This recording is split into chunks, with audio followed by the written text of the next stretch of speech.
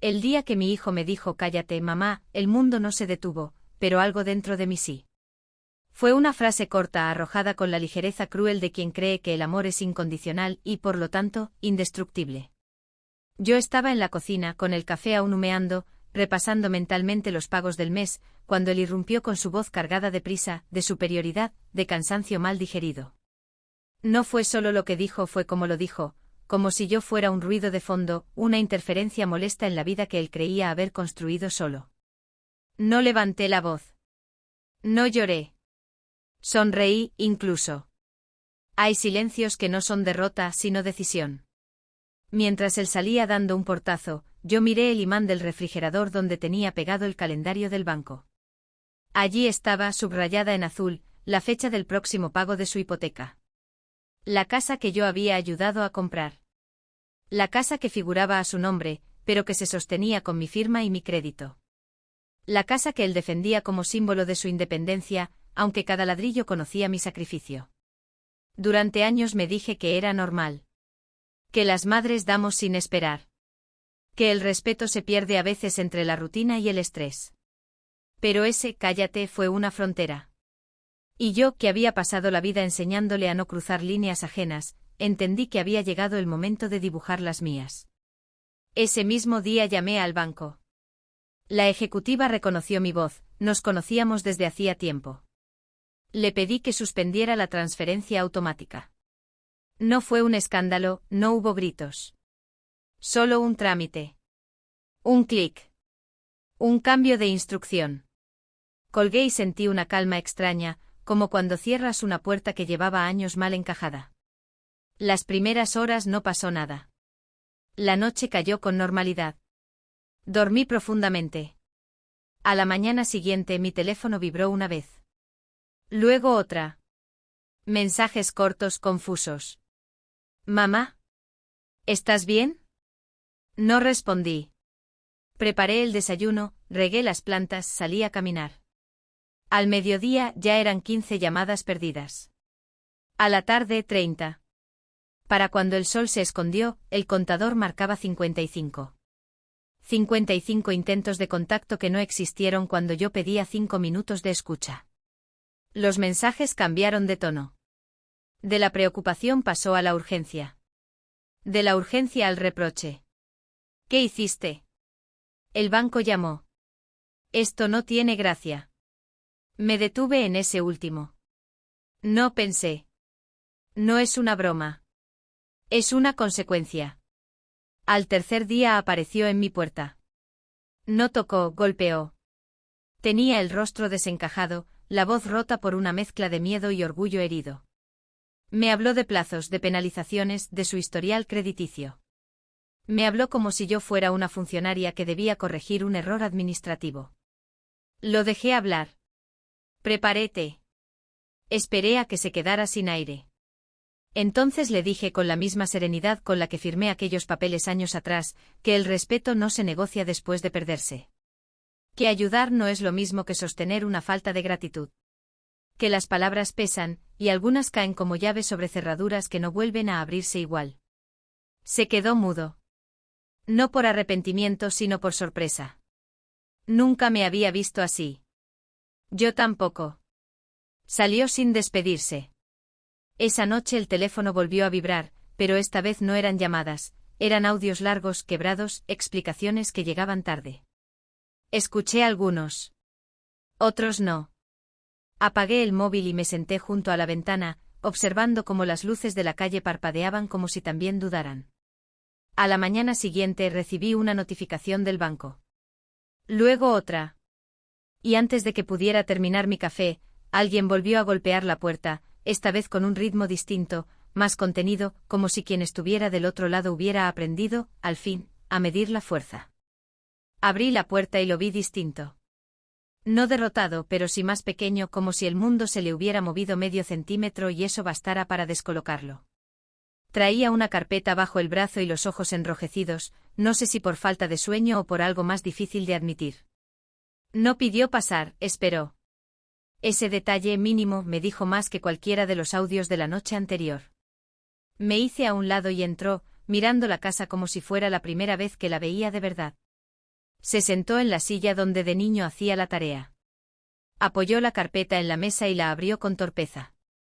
Papeles, estados de cuenta, correos impresos, subrayados con tinta nerviosa. Empezó a hablar de números otra vez, pero su voz ya no tenía filo. Hablaba rápido como si temiera que lo interrumpiera, como si supiera que esta vez el tiempo no estaba de su lado. Dijo que había llamado al banco, que le habían explicado la situación, que no entendía cómo había llegado a ese punto. Yo escuché sin asentir, sin negar, con la paciencia de quien ha escuchado promesas durante años. En un momento se detuvo y me miró a los ojos. No para convencerme, sino para buscar algo que no encontraba. Tal vez la madre de siempre, la que arreglaba lo que se rompía, la que suavizaba lo áspero. Yo respiré hondo. Le pregunté si recordaba la primera vez que me habló así. Frunció el ceño como si estuviera buscando una fecha en un calendario que nunca había marcado. Le conté de una tarde cualquiera a años atrás, cuando me pidió que no me metiera, cuando me hizo sentir un estorbo en mi propia casa. Le conté sin reproche, como quien enumera hechos. Vi cómo sus hombros se tensaban. Dijo que estaba estresado, que no era personal. Dijo que todos dicen cosas que no sienten. Yo le respondí que las palabras son actos, que no se evaporan al salir de la boca, que dejan huellas. Se llevó las manos a la cara. Por primera vez no discutió. Por primera vez no buscó tener razón. El silencio se instaló entre nosotros, espeso, incómodo, pero honesto. Me pidió perdón. No fue un perdón perfecto.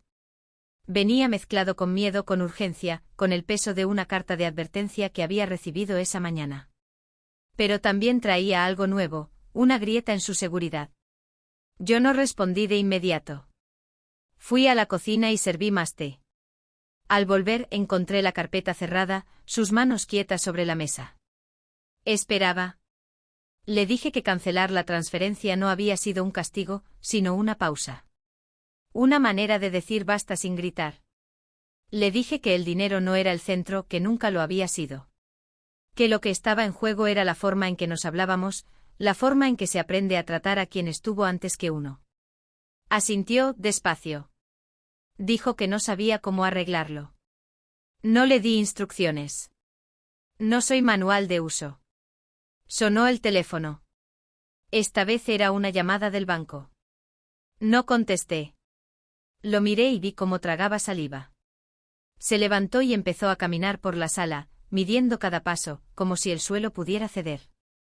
Habló de vender el coche, de pedir un préstamo puente, de llamar a un amigo. Habló de soluciones que no me incluían y eso, curiosamente, me alivió. Le dije que pensara, que ordenara sus prioridades. Que yo no iba a rescatarlo de una falta de respeto, pero tampoco iba a desaparecer. Se detuvo frente a la ventana. Afuera, un vecino regaba el jardín.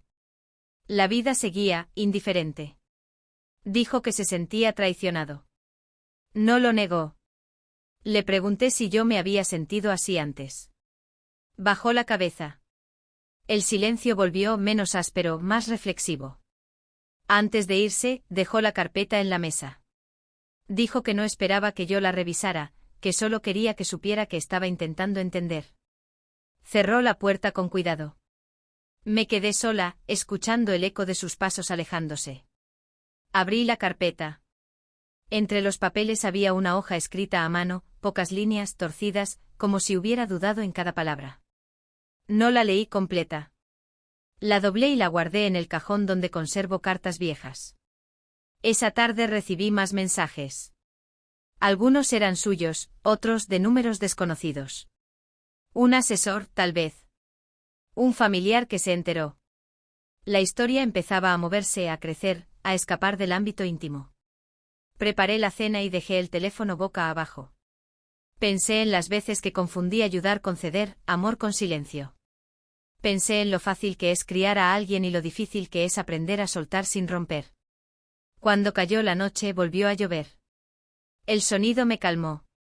Revisé el calendario del refrigerador y tomé el marcador azul. Dudé un segundo antes de hacer una pequeña anotación junto a la fecha subrayada. No era una promesa ni una amenaza, solo un recordatorio. Afuera, un coche se detuvo frente a la casa. Las luces se apagaron.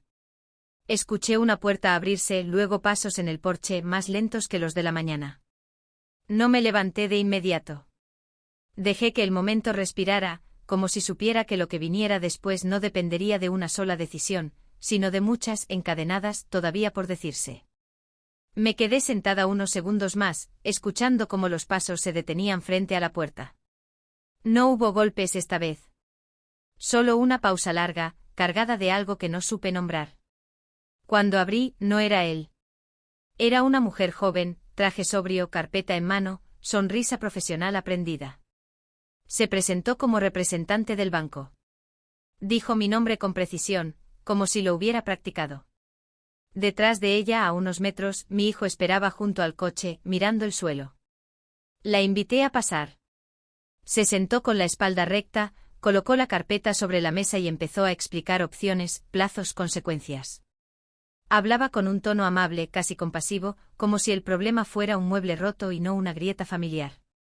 Yo asentía, hacía preguntas técnicas, tomaba notas. Mi hijo levantó la vista por primera vez cuando la mujer mencionó la palabra reestructuración. Sus ojos buscaron los míos no para suplicar, sino para medir hasta dónde estaba dispuesta a llegar. La asesora explicó que sin mi respaldo, el margen era estrecho. Habló de intereses, de penalizaciones acumuladas, de llamadas que no iban a detenerse. 55, pensé. Y quizá más. Cuando terminó, guardó los papeles y esperó mi respuesta. Le dije que necesitaba tiempo. No mucho, pero sí el suficiente para que no fuera una reacción. Ella asintió, entendiendo lo que no se decía, y se levantó. Al despedirse, me miró con una mezcla de respeto y cautela. Como si hubiera reconocido que esa mesa no era solo financiera. Cuando se fue, la casa quedó en silencio otra vez. Mi hijo se acercó a la mesa y se sentó despacio. No habló. Yo tampoco. El reloj marcaba segundos con una insistencia casi cruel. Al final, fue él quien rompió el mutismo. Dijo que no recordaba cuando había empezado a hablarme así. Que pensaba que yo siempre estaría. Que nunca se detuvo a imaginar un límite. No se justificó, lo dijo como una constatación tardía. Le pregunté qué esperaba ahora. Se encogió de hombros. Dijo que no lo sabía. Que estaba aprendiendo a preguntar en vez de exigir. Me sorprendió la palabra. Aprendiendo. Como si por fin aceptara que no todo estaba hecho, que aún había algo que construir desde otro lugar. Me habló de su trabajo, de la presión, de cómo había confundido éxito con prisa. Me habló de noches sin dormir y de un miedo nuevo, más profundo que perder la casa, perder el vínculo. Le conté de mis propios silencios. De las veces que quise decir algo y no lo hice por no incomodar. De cómo el cállate no fue una ofensa aislada, sino el resumen de años de pequeñas renuncias. No para culparlo, sino para que entendiera el mapa completo. Asintió lento. Dijo que nunca me había visto como alguien que renunciara a algo por él. Dijo que eso le dolía más que cualquier aviso del banco. Sonó el teléfono de nuevo. Esta vez lo miré. Era un número desconocido. No contesté. Lo dejé vibrar hasta que se detuvo. Él observó el gesto con atención, como si aprendiera una lección sin palabras. Me preguntó qué haría. Le dije que aún no lo sabía. Que decidir no es un acto solitario, es un proceso. Que necesitaba ver cambios sostenidos, no promesas apuradas. Que el respeto no se restituye con una disculpa, sino con conducta. Se levantó y empezó a ayudarme a ordenar la cocina sin que se lo pidiera. Lavó tazas, secó platos, colocó las cosas en su sitio. El sonido del agua llenó el espacio de una normalidad olvidada. No lo detuve. No lo celebré. Dejé que sucediera. Cuando terminó se sentó otra vez cansado pero más presente. Me preguntó si podía quedarse un rato. Asentí. Hablamos de recuerdos pequeños. De una bicicleta, de una caída, de una risa antigua. No fue nostalgia, fue reconocimiento. Afuera, la lluvia había cesado. El cielo se aclaraba a pedazos. Me preguntó si había leído la nota. Le dije que no. No insistió. Dijo que estaba bien. Que no todo tiene que ser inmediato. Más tarde, cuando se fue, me quedé con la casa en calma. Abrí el cajón y saqué la hoja doblada. Leí despacio. No era larga. No era perfecta. Pero era honesta. Hablaba de miedo, de vergüenza, de un deseo torpe de hacerlo mejor. La guardé otra vez. No como trofeo, sino como recordatorio de un punto de inflexión. Esa noche revisé mis cuentas. Hice cálculos. Consideré escenarios. No por él solamente, sino por mí. Pensé en la diferencia entre ayudar a levantarse y cargar a alguien para que no camine. Pensé en el amor que enseña y el amor que tapa. Apagué la luz con la sensación de estar en medio de algo que no tenía nombre aún. Al día siguiente el teléfono volvió a sonar temprano. Mensajes del banco, del asesor, de un familiar lejano. Leí algunos.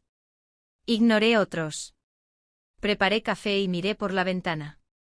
Vi el coche de mi hijo pasar despacio por la calle sin detenerse. No supe si era una despedida o una promesa. Tomé el marcador azul y volví al calendario. Hice otra anotación, pequeña, casi invisible. No cerraba nada. Habría posibilidades. Y mientras el reloj avanzaba, entendí que lo que estaba en juego no era una hipoteca, sino la forma en que íbamos a hablarnos de ahora en adelante, una conversación que apenas empezaba y que aún exigía decisiones que no estaba lista para nombrar. Pasaron 3 días sin noticias directas suyas. Ni audios largos, ni disculpas nuevas, ni explicaciones repetidas. Solo el silencio, ese que antes me daba miedo y ahora me obligaba a escucharme. El 4.º día fui yo quien llamó al banco. Pedí hablar con la misma asesora.